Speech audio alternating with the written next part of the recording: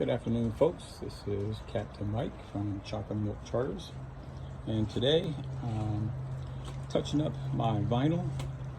There's a cool product that I've been using for the last year or two that everybody should know. It's called SEM, and you get it from Finish Master here in Charleston. And you can look at there's the before and there's after. Now, all I did it was a 3-inch brush. So folks, if you're looking to do, I did my dark camo here already. Look how nice that came out. So if your vinyl is wearing down a little bit from the summer heat, go to your SEM supplier, get a brush, a little Windex, and brush it on nice and easy. And we'll go from this to this and that. So good luck, folks. Here it is.